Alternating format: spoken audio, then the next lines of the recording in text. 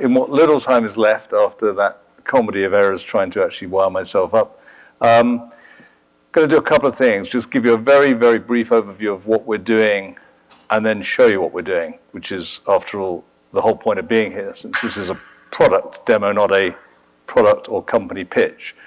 So in simple terms, we as a company are using our know-how, hard-won experience, scars on our backs, call it what you will, to really enable businesses to take advantage of two things: blockchain itself, so DLTs, and also, and we'll come on to that, smart contracts. So provide all of the support you need around deploying and managing those platforms, those technologies. So really, as an enterprise, you can get on with the fun stuff, the creative stuff, which is building applications. So, first, I will declare I'm a huge fan of Sawtooth. So, this is a great way of starting a fight in a bar, by the way, especially at Hyperledger Global Forum. But yeah, we lit on this a couple of years ago. In fact, if I go back to a previous life with a company called CloudSoft, I was actually a member of the Hyperledger community. And at that time, Sawtooth did not exist. We were one of the early members. But anyway, Sawtooth, why do we like it? It's lean, mean, and very easy to work with compared to some of its compatriots within the Hyperledger family. So what does that mean in practical terms? It means that it's highly modular, genuinely distributed, and it has a couple of really interesting features. Consensus is something that is pluggable. Now, do not try this at home. In other words, don't just arbitrarily change consensus midstream, but you can actually go through upgrading consensus algorithms over time. So very powerful feature to have. One that incidentally is governed by the network, so you can't just crash in and change things. The other thing is that it has this notion of first-class support for smart contract languages, starting with Solidity through Seth, then WebAssembly, and then more recently, working with Digital Asset, we've provided support for DAML. And finally, I think we can all agree, every one of the projects has a strong governance model, so that's a feature I tend to emphasize when I'm not at HGF. But the other thing is the idea that you can scale this out, you can develop it over time. You're not actually obliged to bring in every single feature day one, so you can actually evolve your platform over time. So, with that in mind, we have two versions of our product, which we call Sextant. The reason we call it Sextant is because we're members of the CNCF, and very involved in the Kubernetes community, and so they have a lot of sort of shipping analogies to Helm's, Tillers, and so on, although Tiller's now been deprecated with Helm 3. But we thought Sextant, if I want to navigate, what do I need? I need a sextant to navigate. And by the way, even the astronauts still use sextants to this day, so to navigate the stars. So for us, Sextant is two things. This is very much the Red Hat model. It's a bulletproof version of Sawtooth itself. So this is a distribution that we will build, maintain, and host for you. That's not a fork. It means we pick a version and we provide long-term support for it. We run security scans the whole time. So what you're getting is a version that's supported, and therefore if there are issues that need to be fixes, that need to be addressed, or features that you want backported, then that can be done. And then there's the actual management platform itself. And so that's really the tools that let you actually bring new clusters into your world and then deploy things like Sawtooth on them. So everything we do around deployment, as I said, is based on Kubernetes. Why? Because you can find Kubernetes everywhere. In any cloud, you can find it on-prem. So it's the logical, if you like, substrate on which to deploy and manage blockchains, or indeed a whole bunch of other stuff besides. And in fact, there are other talks here about exactly that. I think there's even a workshop on it later in the week, not necessarily on Sawtooth, but the application of Kubernetes and the learnings from that to, I think, Fabric. So this is something that sort of gained a lot of traction within the community. So, architecture. What you end up with is this stack, which is 100% open source because that's why we're all here. And then you have the management, and so this is a notion of monetizing the management of that stack, so bringing our know-how to bear in terms of how to actually deploy and manage things, how do we make that easy for people, and then the distribution itself. And just as a kind of reference, we're working with the Tel Aviv Stock Exchange, who have adopted Sawtooth and have also adopted Sextant, and we'll be talking about that tomorrow. I think it's at 2:50 in the afternoon, where we'll go through the Tel Aviv Stock Exchange use case in more detail. So, let me try and demonstrate what I'm talking about. So, if Microsoft PowerPoint will let me. Okie doke. So, what do we have here? So, this is a cookery show. So, I have already installed Sextant rather than try and do that. But there is excellent documentation. By the way, you can try this by just going onto the AWS Marketplace. That's a nice way of try before you buy in terms of experimenting, or you can just come and talk to us, sign an NDA, and we'll actually help set you up, as we have done with some guys in the audience here recently. The point being that it's fun to have something in a marketplace. It's a shop window, but ultimately we want to work with people on this stuff. So there's extensive documentation describing how, in the case of Sextant for Sawtooth, you can go through the process of actually installing Sextant itself. So we're running on something called EKS, which is the Elastic Kubernetes service. I've already done this. So I've already run, thanks to Kevin and the team, what is a much more streamlined installation process than one we started with. We use Helm. It's literally just a couple of commands. So anyway, having done that, now I'm going to switch to the Getting Started guide. Pre-flight checks. Have you subscribed? Yes. Okay, I've logged in. So the first thing I want to do, and by the way, this is important, is, Sextant itself is interested in clusters. So, but what you need to do is import the information about a cluster before you can then use it as a target for deployment. So what I'm going to do is switch from documentation to real life. And here it's saying, right, you've got your cluster, and just to show this is real, I'm working with this cluster, so I'm working with SFS test cluster, which is on US East 2, I think. Got a few others, which I probably won't have time to go through today, but if I come back to here, the first thing you need to do is create the service. I've done that.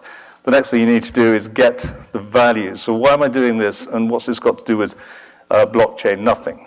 But what I'm doing is I'm querying this cluster, and I'm getting 3 key pieces of information, okay? So, and I hope you'll appreciate this is easy, right? I mean, literally, it's not one click, but it's just a few simple commands. So I'm going to import that information into, where has it gone? Sorry. God, I hate it when I, okay, lesson to self. It's probably a good idea to clean up before you actually try and do a demo. So I'll give it a name, okay, FS test cluster. The first piece of information that I pulled in was the API server. If I go back to this guy here and pull in the token, and I could have typed this obviously, but I think cut and paste is probably quicker. So put in the access token, and then the CA. So come back to here. And this is bound to work, by the way, isn't it?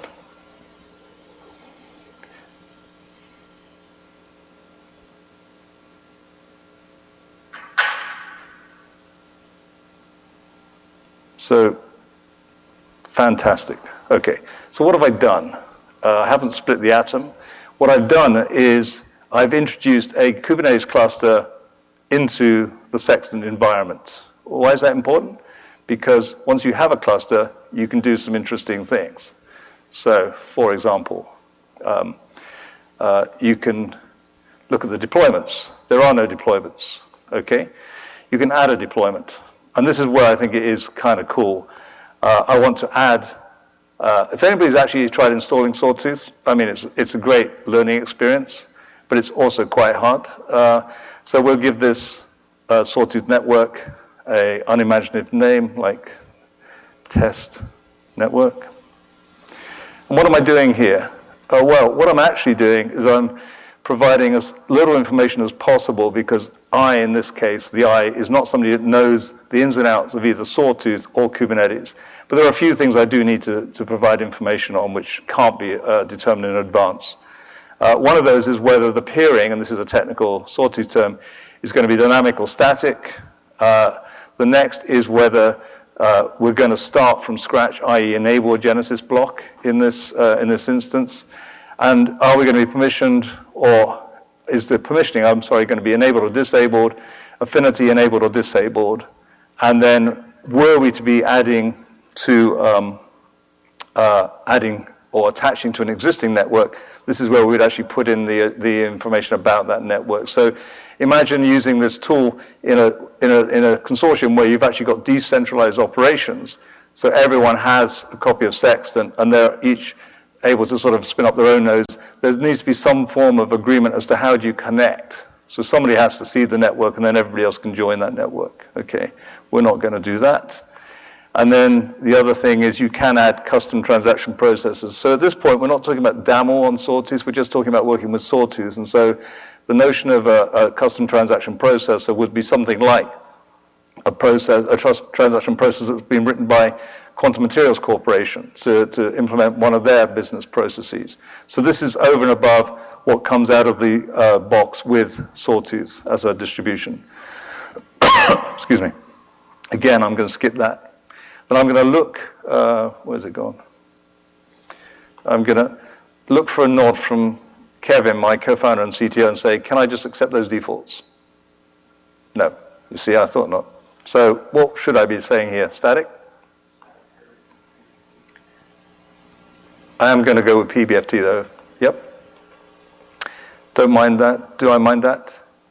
Affinity? No, I want it to go on. So I should have said, sorry. I should have pointed out that I'm working with a 4-node cluster. Why? Anybody know PBFT? Anybody know why 4 is a magic number? Yep. Effectively, it's the lowest, it's the smallest network you can have where you can actually have a PBFT consensus and have a node fail. Right, so there's a bunch of other questions I'm going to here accept the defaults. So, and I'm going to hit deploy. So what's happening? So we've basically provided the essential information to then tell Sextant, go create behind the scenes from this the manifest that needs to be applied to this cluster. And this is, now we're talking Kubernetes. And what that's doing is it's basically, and if you don't believe me, I can show you what it's doing. It's now pulling down the,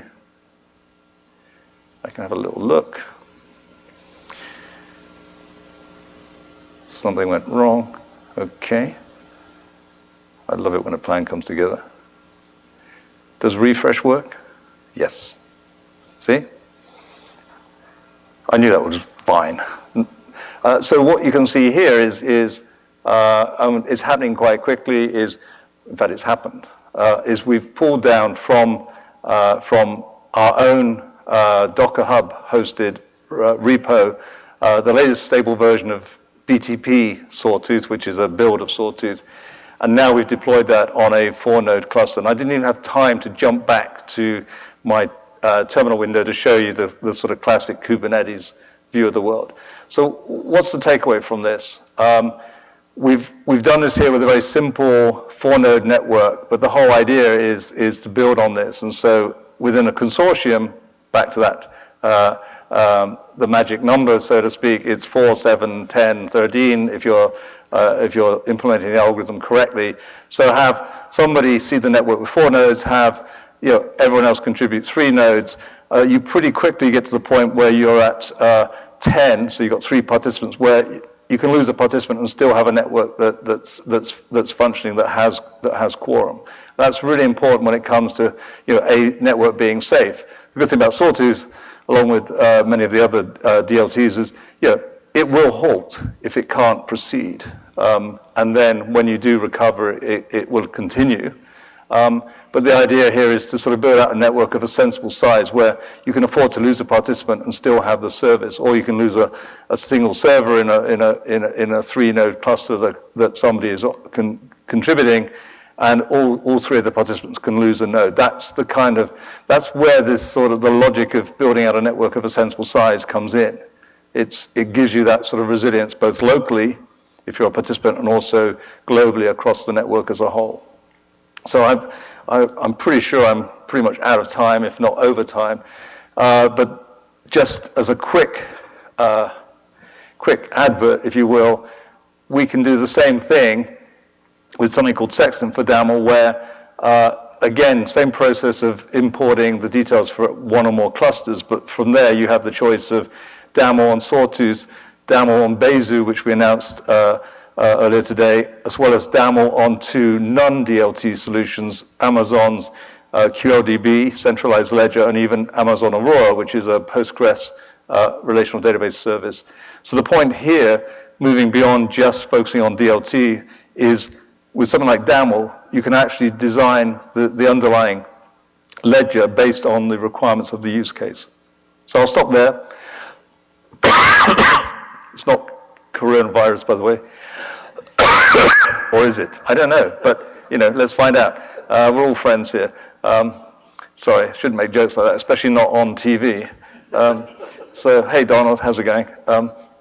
So, by the way, did you know that Donald Trump is going to do the opening keynote at HIMSS next week? Because he's got all the best medicine, and anyway, on that note, I'll stop, and if there are any questions, please ask me. I'm sure somebody's calling security at this point. Thank you.